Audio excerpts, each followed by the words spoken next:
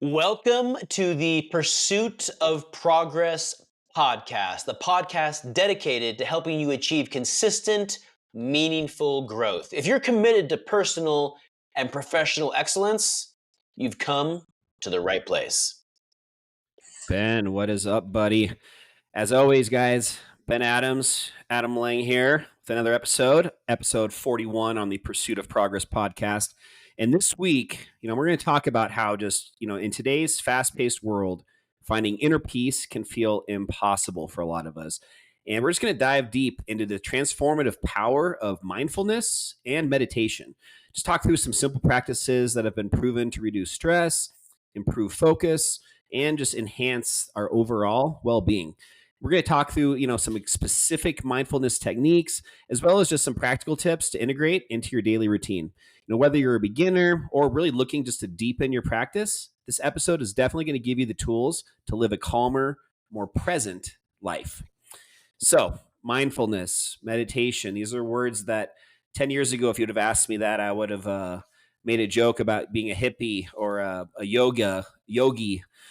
Just something that that's for these people that walk around in Birkenstocks all day long and aren't really doing anything with their lives. That was my stereotype, my what I thought of this back in the day. And fast forward 10 years, this is probably one of the things that I feel like is the most important to have that healthy mental health, just that positive attitude on life, being able to take punches and get up quicker and rebound and just be in a lot more healthy place in your life. So, Ben, I want to start off by just talking through some practical tips for mindfulness and a few that are specific to meditation and And, just and, hear and some of really your quick, feedback on this. Yep. I have two teenagers. So you're talking about how important this is. Dude, I got two damn teenagers. So yes, I mean, like, my anxiety and my stress level is off the charts at time. I went to the doctor today, and it's like, my blood panel looks good, everything looks fine, but my blood pressure is high. And I'm like, well, I got a teenage kid who likes to like sneak out of the house every other night, like. So yeah, it's like I'm really excited to hear what you have. And yeah, I think my first experience with a lot of this was my father. So, my dad had a very high stress job. He retired about 10 years ago, but um, I'm not sure when exactly he got into this, if it was when he was still at work or if it was right after retirement. But he had just, also similar to a lot of us, had a lot of anxiety and stress with his job and just with our personal family dynamic with my sister with special needs, just a lot of stuff going on.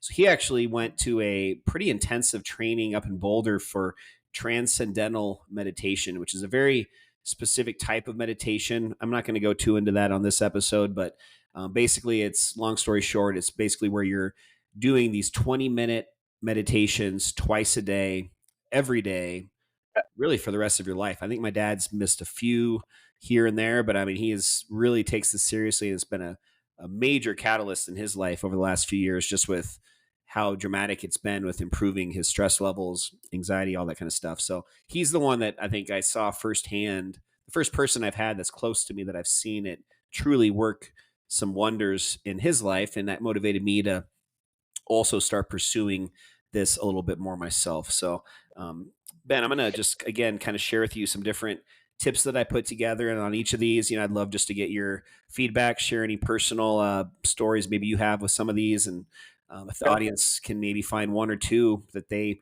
also can get some value from, that's all I'm looking for. Even if you guys just find one thing out of this entire episode that you can relate to a little bit and hopefully take home with you and turn into some actionable step where you're actually going to try and put this into play for a little bit and see if it helps. That's all we're trying to do here. So this first one is just talking about how, meditation specifically, it can feel overwhelming at times. So the key for me, with me personally getting a little bit more familiar and just comfortable with meditation, is by just starting out with very small, what they even call a micro meditation. And this is just basically just encouraging you guys to start with something as little as just 1 or 2 minutes of meditation per day. That 1 or 2 minutes can turn into 3 or 4. And over the course of a couple weeks and a couple months, you're going to get from 1 to 2 minutes to maybe 20 minutes and maybe even get up to as high as maybe 25 or 30 minutes. It's just crazy how even something as little as 1 or 2 minutes, how long that can seem when you're forced to just have nothing but your thoughts and your mindfulness to keep you company. It's interesting because you shared that story about your dad and the impact that the meditating has had on him. And then, you mentioned that you started doing some of that stuff, and that had a really big influence on me. And I can't even remember if I've actually ever even told you this, but I started doing that myself. We work out every morning at the gym together, and then as soon as I get home, I go through some of these routines, and one of those is just meditating. And I started off just doing a minute and 30 seconds. And then over the past 6 months, I've been adding like 30 seconds kind of every month. And now I'm up to like 4.5 minutes. What's so fascinating about that is that when I start, my mind is just all over the place. I'm thinking of like problems. I'm thinking of like kid stuff, work stuff, and I have to like remind myself to let go and just and it just keeps popping in, and then just like getting my mind to a place where I can really like turn it off and like calm down. And then after I come out of that, because I time it to make sure that I'm doing the correct time, like I feel very, just that clarity. Hmm. Yeah, one of the ways I had success with it was using an app called Headspace. I've tried a few different apps, you guys. There's Calm, there's Headspace. I really like Headspace specifically. So if you're looking at shopping around a few different apps, definitely look into Headspace. And I think that is a game changer, having guided meditation. But the guy that started Headspace, he's a very very wealthy guy at this point. His I forgot his first name. I think it's like Anthony or Andy Puddicombe is his name, but very recognizable voice. If you guys want to listen to one of the Headspace apps meditations, you'll recognize his voice. But I always like the way he phrases what you're talking about, Ben, where when you're meditating, just almost assuming that these thoughts that are coming into your brain as like clouds, like on a nice sunny day, you're just like seeing these clouds kind of passing by, and those are just thoughts. They're coming and they're going, and just kind of getting into this place in your mindset where it's just a thought. It's coming in, it's coming out, it's coming in, it's Yeah. going out, and just kind of having these visualizations almost with your eyes closed. But um, that's really helped me just kind of understand that that's just a thought coming in, and then you can kind of push that thought away like a soft little cloud just out of your headspace. As a follow up to that, there are certain things that trigger all of us, and since this is a podcast dedicated on growth, I really always try and keep an awareness, for me personally and emotionally, like what are those things that really trigger me or get me worked up. And like earlier this week, I had a guest that left just a really nasty, kind of inaccurate review on one of my Airbnbs in Arizona.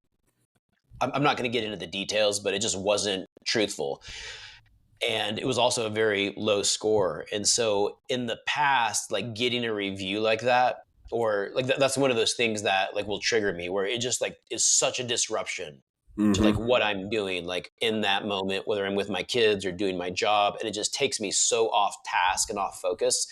And when that happened this week, I was telling myself like, okay, I'm gonna think through this. I'm gonna meditate. I'm not gonna let this like ruin my day. And I intentionally like didn't address it on purpose until later in the afternoon, just so I could start developing some of the skills and kind of the control over my own emotions, to where I'm practicing some of this stuff and I'm not being so either triggered or controlled by some of these external outside circumstances. Hmm. Love that. Yeah, kind of following up on that, the other suggestion I have for you guys that I've had a lot of success with, just because meditation is hard. It sounds like the easiest thing ever, but I mean, it really is something that takes practice, takes consistency, and just takes a lot of intention, or just you have to really want it. There's a big difference between just going and sitting in a chair for 10 minutes and just trying to not think about anything versus actually really putting yourself into this mind state and really focusing on these things that we're talking about, like the clouds and the thoughts, and like really trying to get into a deeper sense of mindfulness. So one thing that's really been helpful for me is just having a very specific and consistent location in my house that I do this in. I also think it is a game changer to use noise canceling headphones especially if you're using a guided meditation app like Headspace or Calm, just because you have those distractions that maybe Ben's kind of talking a little bit about, or even just, I've got a dog, for example, and if he starts barking at a squirrel outside and I'm trying to meditate, that's going to disrupt me and I'm going to kind of fall out of this deeper consciousness that I hopefully have gotten into by meditating. So just having some little things that you can do to really minimize not just the auditory distractions, but also just physical touch distractions. So, like the chair that you're in, being in a chair where you can really feel comfortable, you're not too far reclined where you're going to be falling asleep, but you're also able to really just be in a comfortable position, ideally with your feet on the floor, maybe your hands on a nice, comfortable armrest. Just these little things that don't sound like much, but it really turns into something pretty significant once you kind of develop what your comfort,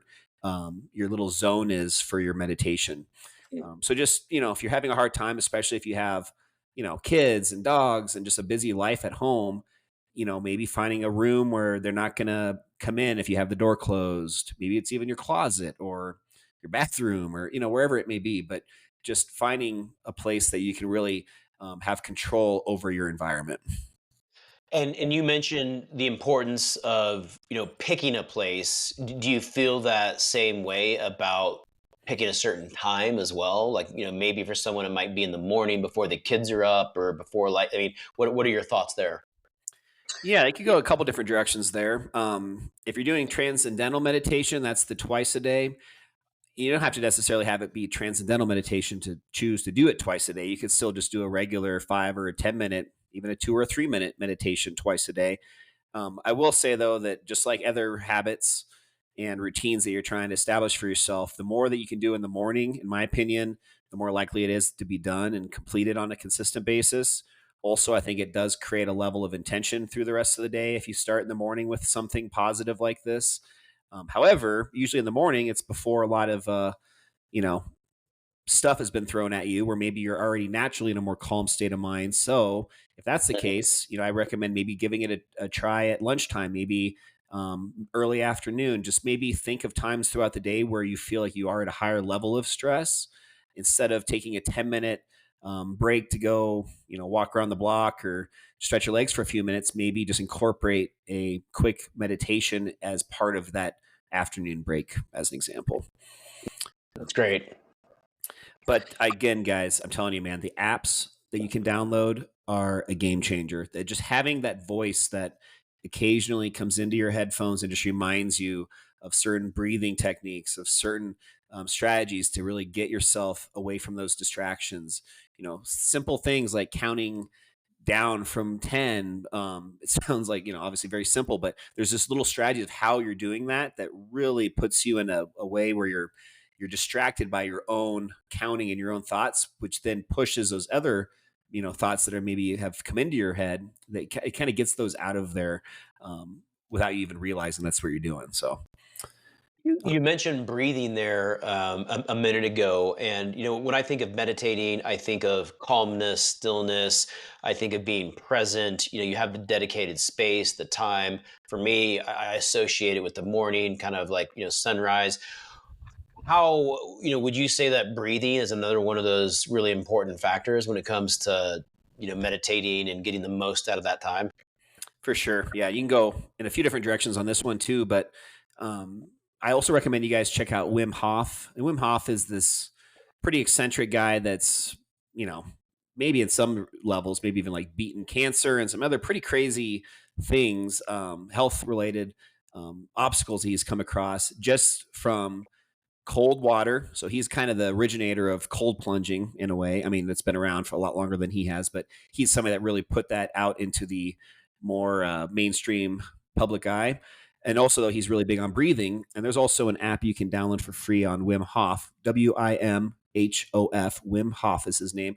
But man, I'll tell you what, there's some breathing techniques that he does where you literally feel euphoric, like you are on something. Like it's almost like a drug induced euphoria that you can get just strictly from how you breathe and just how deep you can get into this breathing. So definitely breathing and just that mindfulness that comes with really structured breathing techniques is another great way to help with your mindfulness and just your level of hopefully reducing your anxiety levels. So one that I'll talk through now, it's one of these exercises that I'm going to share with you guys later on in the episode today.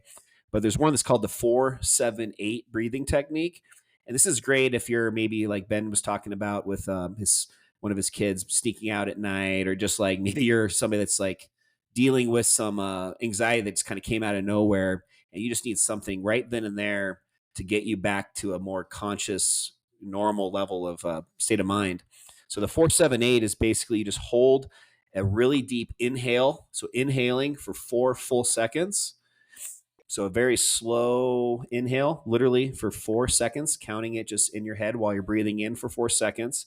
And then you're actually holding your breath for 7 seconds. Again, just counting in your head 7 seconds with that deep, deep breath that you've taken in. And then exhaling for 8 seconds. So it's a very, very slow exhale. When you're doing that 4 second inhale, I've heard a lot of people say that you want to do that through your nose. And then when you're breathing out, obviously breathing out through your mouth.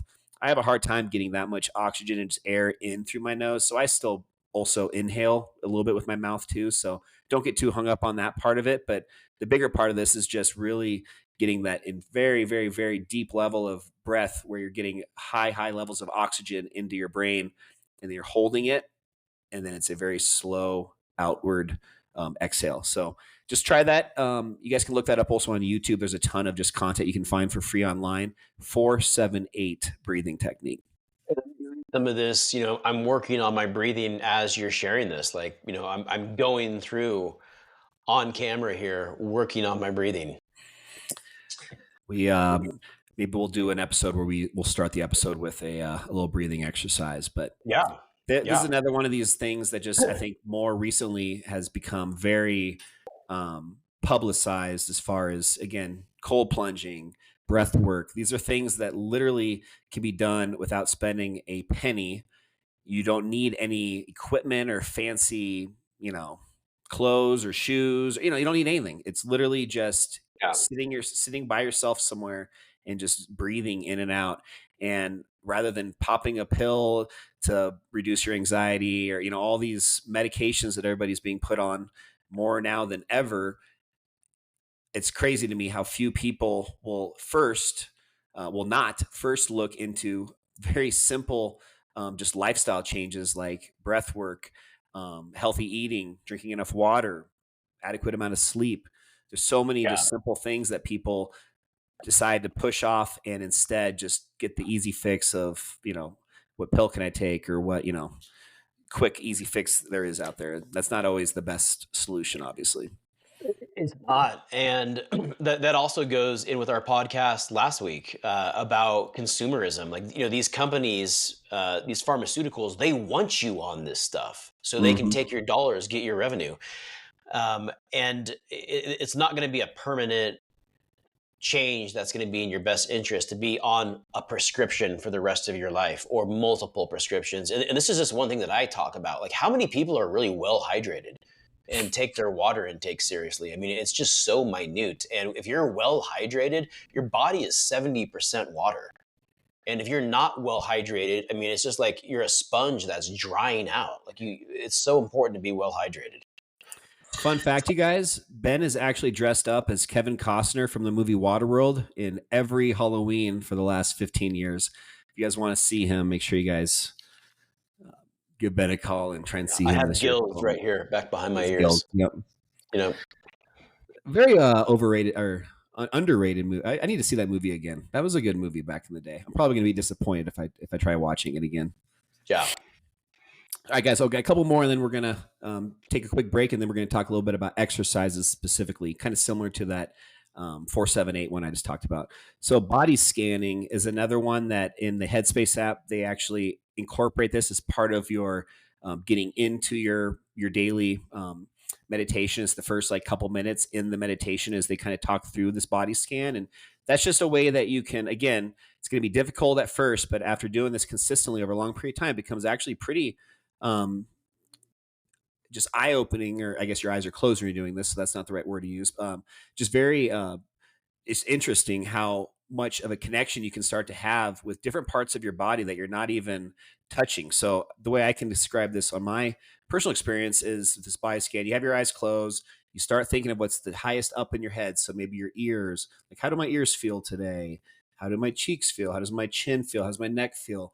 And then I get down to like my shoulders. And I mean, I can literally now sometimes just by thinking of like my right shoulder, feel it, like almost like feel like, oh, it's kind of sore, even without touching it or doing anything else. But anyways, all I'm trying to get at is Mm. this body scanning is something that is also very difficult at first. It takes a lot of practice and just getting into that deeper sense of awareness. But it is crazy how over time, how much you can really notice tension, discomfort, and then by identifying those areas further on into your meditation that day, you're able to kind of focus on that a little bit more and just um, kind of almost give it relief just by thinking about it.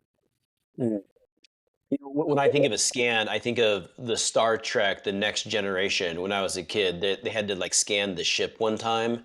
And so there was this laser beam that went through like the entire ship. And if there was someone on board that, was there illegally, if there was some problem, like the scan was going to pick it up. So when you say that, like in my mind, I'm visualizing like there's this hologram, this scan that I'm just, is starting at the top of my head, coming all the way down and just hitting like 100% of my body. Hmm. Yeah, it's one of these other cool little things that are fun just to see change over a period of a couple weeks or months of just doing this every day. You really do become more aware of this, which sounds a little foo-foo, but just give it a shot, guys, and leave us a comment on the show or just reach out to one of us and just let us know if you guys have started to try and incorporate any of these into your lives. I just love to hear how it's going for you. So there's one more before we kind of wrap up on these first points here. Just talking a little bit about gratitude Yeah. and just taking a very intentionally taking a mindful break.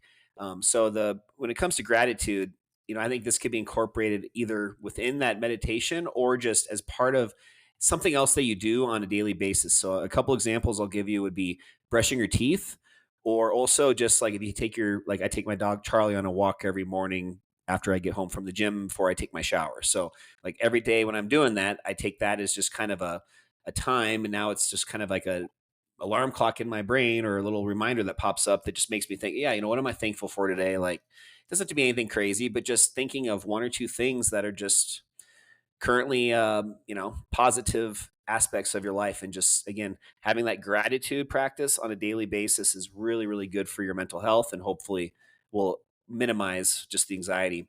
And then just kind of that second part that I had mentioned about just taking mindful breaks, just really having those intentional times in the day where you got to figure out when that might be. Maybe it's in the morning, maybe you're finding a time in your afternoon to have a little quick 10-minute break. But just to ensure that this actually happens, since all of us live such busy lives nowadays, just set yourself a reminder in your phone or on your Google Calendar, just somewhere set up a recurring reminder, just so when you do get caught up in everything else going on, you're still just having an extra level of accountability by your phone or your computer, something reminding you to take that 10-minute break. Everybody has 10 minutes to, dedicate to this on a daily basis. And if you don't, you're making up an excuse for yourself, and that's just not the case. Everybody has 10 minutes. So, there really is no excuse if this is something that you guys really need to work on in your lives and want to make a priority. I got LASIK done in 2018, and when I got it done, the doctor told me how important it was to give your eyes a break. A lot of us are looking at a screen all the time, and when you don't change your depth of perception, meaning that you're looking at something in the exact same depth for multiple hours at a time, it can be really damaging to your eyes. And so, one exercise they gave me is to like start looking at the computer and then looking across the room, changing that exercise. And that's helped me from a mental clarity perspective. But I love doing the one, I find myself working from home a lot more. And so one thing that I, enjoy doing is I'll just go for a short walk, right around my neighborhood. A lot of time, I have outdoor cats that hang out in the front yard. And so a lot of times I'll just go find one of them. I'll pet them. It'll start purring. It's happy to see me. I'm walking around observing nature, and just a 5 or 10 minute walk outside, I come back in just feeling so refreshed. It's like I have that little like mental vacation, and then I go back into the chaos. You know? Think about, how many, and I'm guilty of this all the time. Something I really need to work on is just the mindlessness of social media. Like, think about how many times a day yourselves, or just in general, the majority of people in America nowadays are just spending, in that afternoon when they have that fatigue, instead of going outside and hanging with their cat or taking a quick walk around the block, they literally are just staring at their Instagram for maybe what we thought was going to be 5 minutes, and all of a sudden it's turned into 20 or 30 minutes. And I'm guilty of that, but just again, just having something more productive, like just being outside, taking a break from the screen, that is going to make some drastic changes. I guarantee you guys. That's great. Thank you, Adam, for sharing. So, guys, let's take a quick break before we go on to some of these actionable steps that you guys can take. So, I got a trivia question for you this week. We're not doing a dad joke. We're going to do a trivia question this time. Which country currently, actually, this was in 2020, which country has the highest percentage of their citizens owning a home? So, we actually had an episode last week on home ownership.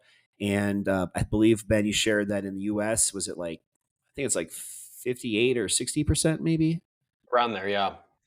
So the answer to this question, the country in the entire world that has the highest percentage is Romania, and they have a 96.1% home ownership percentage, and it's pretty amazing. I don't know what the reasoning is behind that, but thought that was just an interesting trivia question to share. Interesting. That's fascinating, isn't it? Yeah. It's almost as if like investment properties don't exist there, or it'd have to be a different type of investment if nobody's renting. And I also wonder if just the cost of homes there must be really low. Yeah, yeah. It'd be interesting to kind of dive into the some of the economics of that, and maybe we can do that for our next podcast. You know, Yeah, that'd be cool. kind of dig into that a little bit more. Well, great. I also wanted to bring up this is our our sponsored segment of the show. Thank you for that great segment there. If you're looking for a real estate team that goes beyond the transaction, well, Adam Sells Denver offers full service solutions for buyers, sellers, and investors with a focus on education and personalized strategies. Adam and his team are dedicated to preparing you for the perfect moment, ensuring your unique needs are met every step of the way. Adam Sells Denver is more than just a real estate agency. They're your partners from start to finish. Get started with free educational resources at adamsellsdenver.com or by calling or texting 970-500-0252 today. Thanks, Ben. Hey, I think that I like that real estate company looks interesting. I might have to check them out one of these days. So, And, guys, and, I and wanted we to. are we're very thankful for the sponsors. So, I really want to deliver for that sponsor this week. So, I prepared 3 actionable just exercises for you guys to try. So, if one of these stands out to you more than the others, this could be something you guys can just remember to maybe try and implement this week and see if it helps at all. And if it does, that's great. I would love to hear about it, and maybe share with us which one you guys chose to do, and just a little bit of personal feedback on why it was empowering you guys. So, the first of these 3 is what we call the 5-4-3-2-1 grounding exercise. And I actually, so a few years ago, I was dealing with some pretty bad anxiety, just stress with life.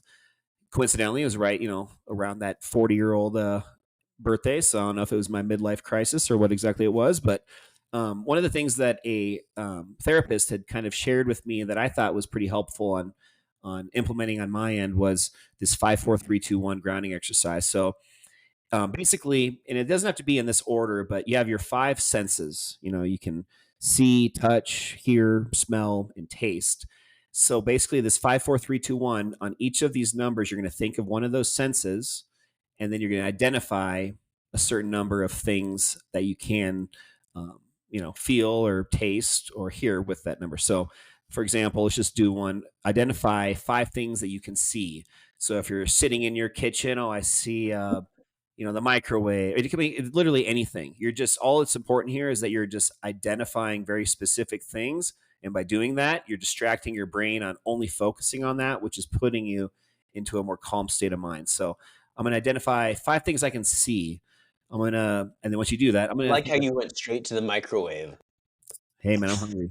4 things that I can touch. You know, I can touch the table that I'm sitting at. You know, I can Okay. feel the hair on my knees with my hand on my knee. As far as 4 things you can touch, 3 things you can hear. So I can hear my air conditioning in the background. I can hear a fan blowing. You know, whatever. Hear a dog Okay. going outside. 2 things that you can smell. You know, so just try and think of a thing you can smell or two. Hopefully not, hopefully good things, not bad things. And then 1 thing you can taste. And I think the taste is always a good one to do last. Maybe the smell and the taste, because those are a little bit harder to have a ton of different things. But you know, just something you can taste. You have a piece of gum in your mouth, or you know, whatever it may be. So, but once you guys get all the way down to 1, if you've really focused on doing all 5, by the time you get to 1, I guarantee you're going to be feeling a little bit better. And So do you always have to do like see, touch, hear, smell, taste, or can you mix that up too? well, those are just the 5 senses. What do you mean? I mean like for example, like see 5 things, touch 4 things. Can you mix up the sense with the number? Yeah, I was just saying though the for the last 2, number 1 and 2, those are a little bit easier to have on the low numbers. So the taste and the smell. So I would suggest maybe have those 2 at the last. But yeah, absolutely. Do whatever you guys just works best for you. So that's the first one. This next one is called a box breathing exercise. And this is like a more simplified version of that Wim Hof technique that I was talking about earlier, which is also that 4-7-8 breathing technique. Again, where you're breathing in for 4, you're holding for 7, then you're blowing out, you're exhaling for 8 seconds. The box breathing technique is a little similar to that, but it's just basically 4 and 4. So basically on this one, you're going to be breathing in for 4 counts, holding for 4 counts, exhaling for 4 counts. And then just as soon as you exhale for 4 counts, then you're breathing in, and just that repetitive, you know, do that as many times as you can. Maybe do that 10 times. That probably will take you, you know, a couple minutes. And just once you've done that, just be aware of how you feel afterwards. So really the only difference with this box breathing technique is just that the number is the same. I do think there's a little bit more benefit to doing that longer hold, like that 8-second hold on that other one. But this box breathing exercise is really common. You guys are going to start to probably see this a little bit more frequently now that I've mentioned it. So that's And the talk box to us breathing. about your visualization exercise. Yeah. So this one is something that I didn't even realize I did until I started doing some research on it. But basically, this is just, you know, utilizing your imagination. So just really having this short visualization where you can close your eyes, just imagine some place that maybe you've personally been to, or even if not, just a place that really just brings you this level of just serenity. So just imagining a place that's calm, peaceful. I have a beach that I think of. There could be a forest. Mm, Um, on me for mine, I'll share it with you. There's this one beach in Kauai. It's actually called Secret Beach, and you have to hike down this.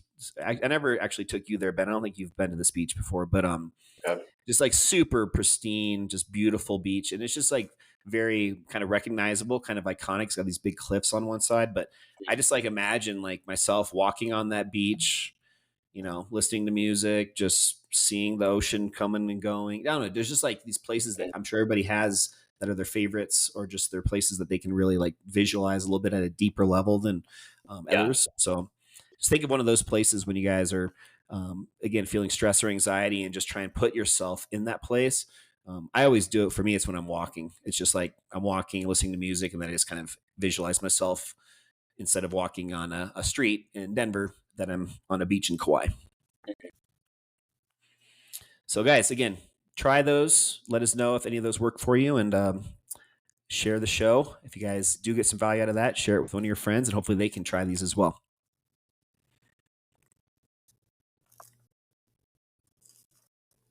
All right. Well, is that a wrap? That is, man. Let's close it out. Actually, guys, I'm just gonna give you a couple quick takeaways, just kind of remind you what we went over today. So, again, if you're feeling inspired and you want to just bring a little bit more of this mindfulness into your everyday life, remember, it doesn't have to be that complicated. Just start small with those micro meditations that we talked about, just a minute or two of focused breathing. each day. That can really make a big difference. Try Yeah. that 5-4-3-2-1 grounding exercise. Again, that really helps you feel anchored and present in the moment during any times of stress that you have on a daily basis. And if you want to try another one, that box breathing, that 4-4-4-4 is just a very easy to remember. And again, you can do that anywhere at any time. Just also remember, don't forget that power visualization is also really powerful. Just picturing that peaceful place, just really getting that level of calm, just taking everything else out of your head, just having that imagination take you to that special place. Just really incorporate all of this mindfulness into your daily activities, brushing your teeth, washing dishes, walking your dog, just having certain things that you're always doing as your little reminders that this could be a time that you could practice mindfulness. And then also just really look into some of those apps that we shared with you guys today, like Headspace, Calm. There's another one called Insight Timer that can also help you guide meditations. And then again, just some of those breathing techniques. That's free. It's easy. You can do it anywhere. Recommend you guys just try and just do one of these. I know we talked about a lot, so it doesn't have to be all of this. Just think one or two of these techniques that kind of struck you guys today and were interesting. Just give those a shot. Okay. Well, great information. Thank you for sharing your journey with us on meditation. Just so impactful. We hope that you guys enjoyed the show today. Thank you for tuning in. And don't forget to subscribe, share with a friend, and leave us a review. We're still trying to build the channel out. So, if you have any comments, please leave comments as well. We'll see you next Friday. This is Benjamin Adams on behalf of Adam Lang for the Pursuit of Progress podcast. Until next time. See you guys. Go Broncos.